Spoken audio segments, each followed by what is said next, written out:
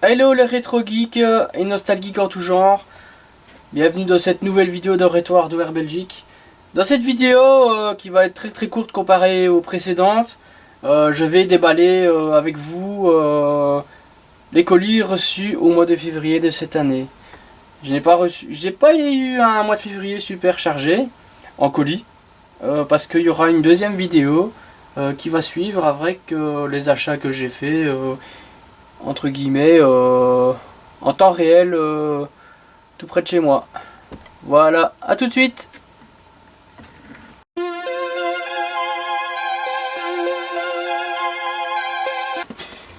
Premier colis de la vidéo. Alors, celui-ci date du 19/2/2020. Un colis qui vient de France. 1,6 kg.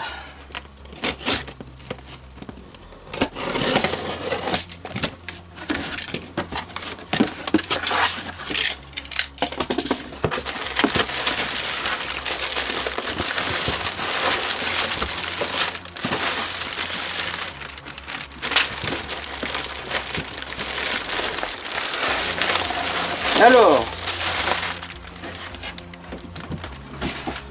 il s'agit d'une petite carte mère.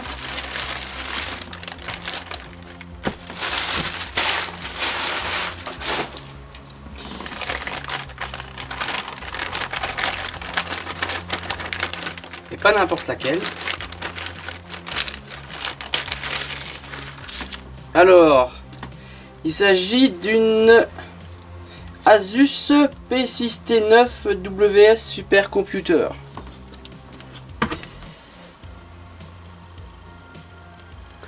Donc, c'est une carte mère au socket 1366 pour processeur Core 7, Core 5 de première génération. Celle-ci a été achetée sur eBay pour pas grand chose parce que déclarée hors service. C'est-à-dire que d'après le vendeur, cette carte ne fonctionne sous plus aucun port PCI Express. Il a testé chaque port PCI Express, aucun affichage n'a été détecté. Donc voilà, eh bien en fait je vais essayer tout simplement de la réparer. Un peu comme le fait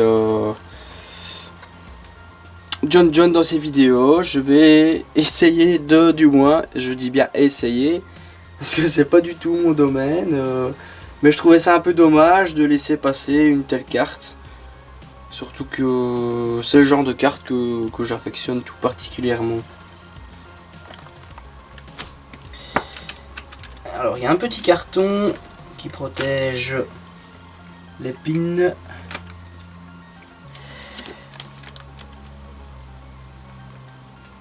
Alors ça donne quoi? A priori ça m'a l'air...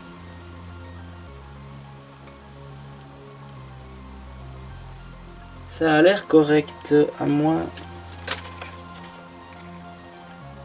Non, je vois... Il y a au moins 2 pins qui devraient être redressés. A priori... Je sais pas si on verra ça correctement à la caméra, mais ici on voit bien 2 petites pins qui sont bien renfoncées. J'aime pas mettre ce genre de carton là-dessus. Je préfère en général mettre un processeur dessus pour protéger les pins du socket de la carte mère.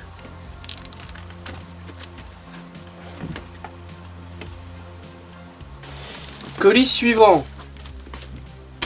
Encore une fois, expéditeur moi. Donc je ne sais pas d'où provient ce colis. Il date du 24/2/2020. Un colis a priori qui fait 2 kg. Voyons voir ce que nous avons là.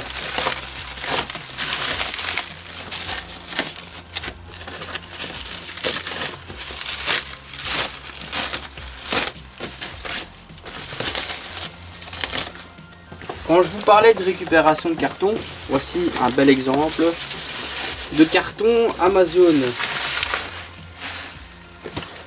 A priori c'est un carton qui vient de France, vu l'adresse anciennement du colis Amazon.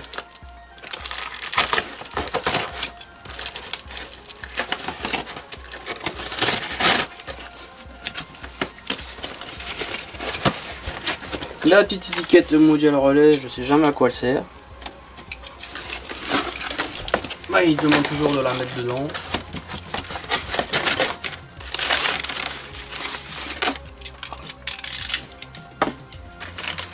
Alors,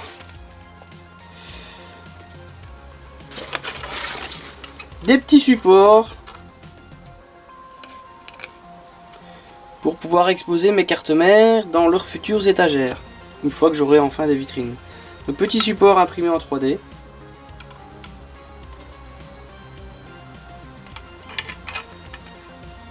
Qui proviennent de Imprime Fun.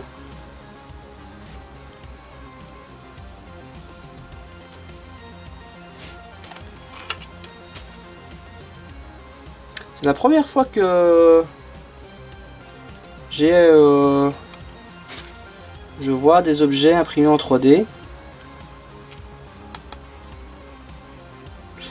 C'est vraiment pas mal du tout, hein.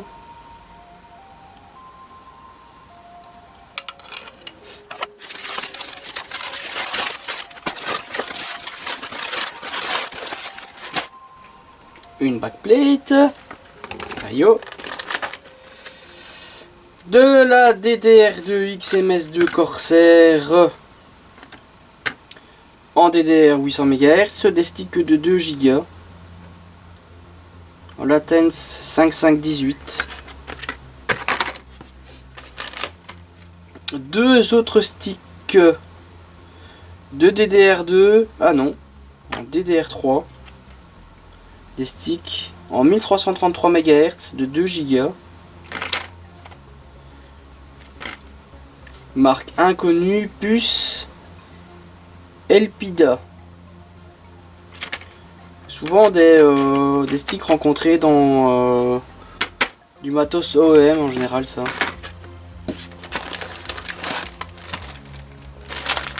Alors, une belle petite carte mère.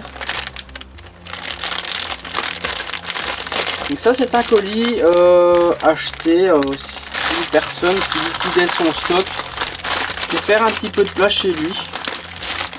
Donc il provient d'un groupe de vente sur un groupe de vente Facebook, pardon. Donc ici il s'agit d'une belle MSI MS7375 PCB révision 1.1, donc une K9N2 Diamond.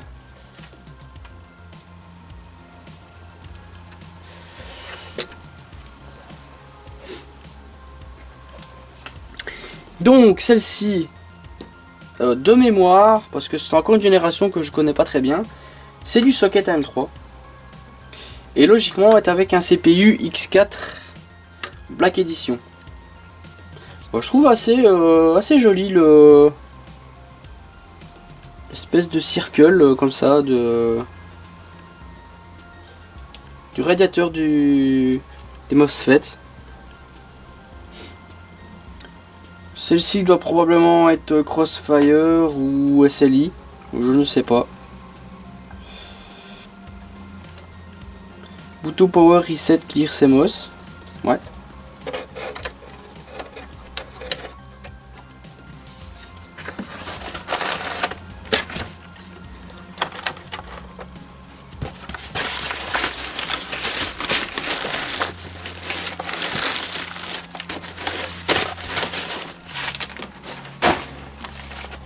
Alors la suite. A priori une GeForce 7600 GT en gigabytes. Alors je ne sais pas si c'est sa boîte d'origine.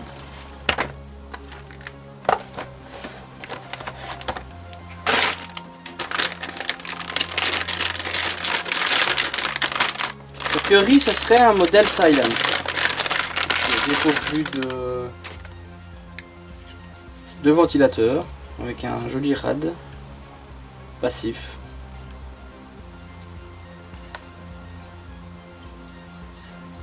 Un peu d'oxydation.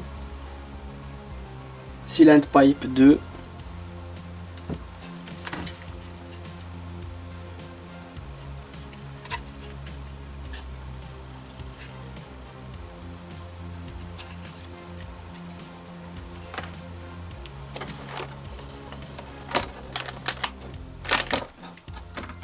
Nous allons vérifier tout de suite le CPU qui se cache là-dessous. C'est tellement plus facile à retirer que le CPU Intel. C'est quand même vachement mieux.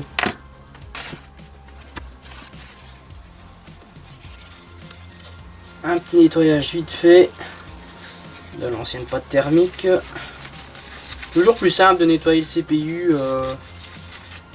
Toujours fixé sur son socket, surtout les pins étant tellement toutes petites sur ces processeurs là que c'est super super fragile et c'est vite arrivé de plier les pins. Je vois qu'il y a déjà eu pas mal de couches d'anciennes pâtes thermiques dessus. Donc modèle HD 9550 WCJ4B GH. Donc il s'agit d'un... C'était pas un X4 comme je le pensais, enfin du moins je ne pense pas. C'est un 9550.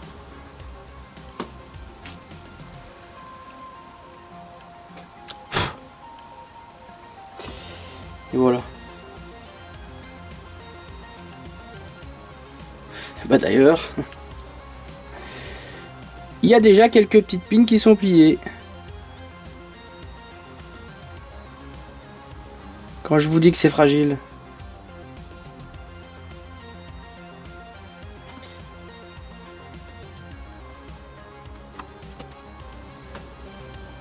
Bien, il est un peu dur à rentrer dans le socket. Hein. Mais rien d'alarmant.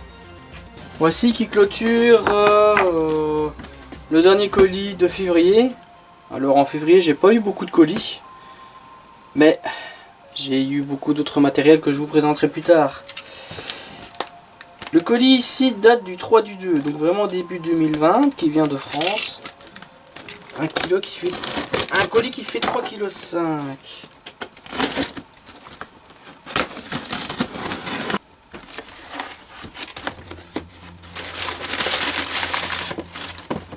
Donc, une première boîte.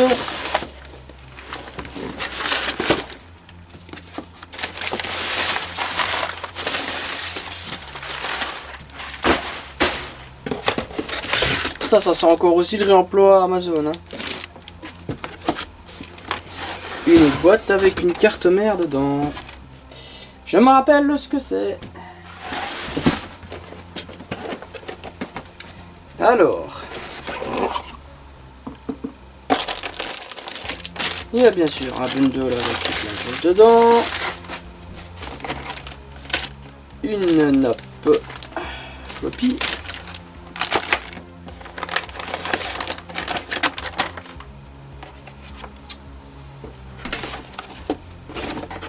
C'est sympa, encore avec le petit logo MSI.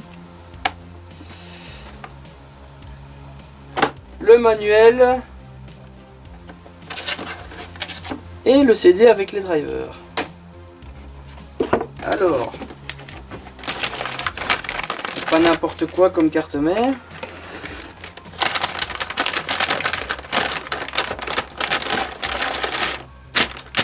Alors, il s'agit d'un modèle MS 6545, MSI 850 Pro 5, avec un processeur Intel Pentium 4 2 Go 6, donc socket 478. Mais la particularité de cette carte mère, c'est que c'est de la Rambus. C'est avant que la DDR arrive, entre la SDR et la DDR. La société Rambus a lancé ces fameuses mémoires qui coûtaient quand même extrêmement cher à l'époque, qui étaient bien meilleures que la SDR, mais qui du coup étaient tellement chères et bien que ça fait un flop monumental.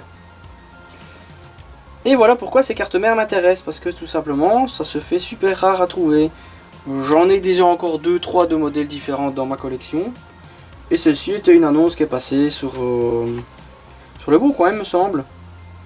Oui, je pense que c'est sur le Bon Coin. Ce modèle-là, je ne l'avais pas, tout simplement, dans ma collection. Et donc voilà. Mais alors, ce qui était encore super intéressant, et qui était encore plus rare, c'est de trouver des barrettes de RAM en 512 MO. Donc ici, a priori, c'était des kits de 1 Go. Sur l'annonce, c'était d'ailleurs indiqué 4 Go. Mais alors, si vous allez arriver à trouver de la RAM bus en stick de 1 Go, gardez-les précieusement parce que c'est super rare. Je sais même pas si ça a été commercialisé. Et donc ici, nous nous retrouvons avec donc 2 Go de RAM sur cette carte mère.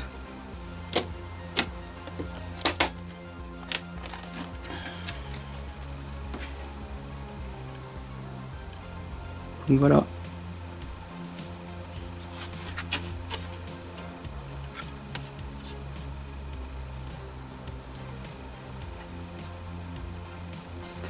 Modèle pas courant du tout, hein, qui ne se trouve pratiquement plus. Avec un magnifique port AMR pour, je pense que c'était des ports pour les modems. Alors si je me trompe pas, Connectic J18. Alors je ne sais pas, il y en a un autre ici, JMDM1. Je sais pas trop ce que c'est ces ports là exactement.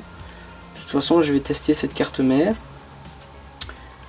Donc elle est sur un chipset Intel 850. Je présume vu le nom de la carte mère en elle-même. Faudrait démonter le chipset ici pour voir exactement. Ou alors on va encore faire mieux. Ouais, Intel 850 chipset basette. C'est bien le Intel 850.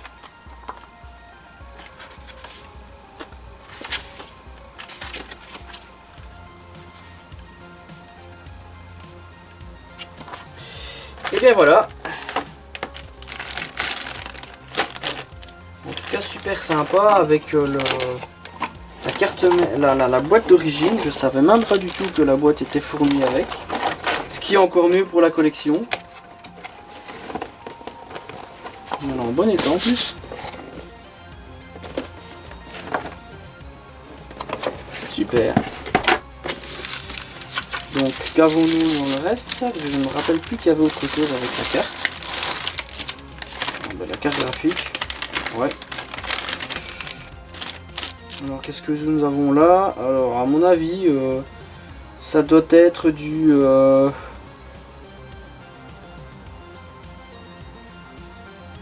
certain sens un genre du style 9250 ou tout du style. Une MSI. Donc c'est une 8936. On va vérifier le modèle exact. Voilà. AGP1 Volt oui. Alors ici nous avons... Ah oui. Alors ce sont simplement les détrompeurs. En fait, sur ces mémoires là, en fait elles fonctionnent. Il fallait obligatoirement avoir 2 sticks à chaque fois par paire. Donc du coup quand on avait que deux barrettes, il fallait installer ces détrompeurs dans les slots vides tout simplement. Qui était fourni donc avec la carte mère. Alors si je dis pas de bêtises, même de mémoire, certaines marques fournissaient même les mémoires avec la carte mère. C'était tellement dur à trouver à l'époque. Donc vous imaginez que maintenant, ça l'est encore plus.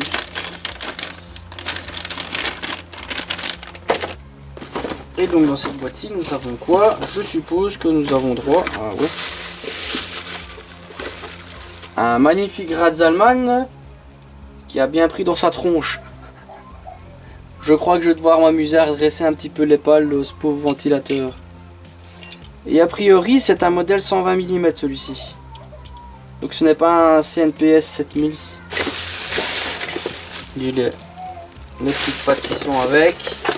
Et le FanMate aussi. Bien voilà, c'est terminé pour cette nouvelle vidéo d'unboxing. consacré au colis que j'ai acheté donc en février de cette année. Il n'y avait pas beaucoup de colis en février. Par contre, je vais faire une deuxième vidéo concernant le matos que j'aurais acheté, que j'ai acheté en février. D'ailleurs, en petite preview, vous avez vu dans le début de la vidéo une belle boîte de Radeon 9800. Et ici un beau carton de Radeon 9700 sous blister, comme vous voyez. Je suis fanat des cartes Hercule en particulier. Celle-ci va faire la suite d'une autre vidéo. Sur ce, je vous dis à la prochaine et portez-vous bien.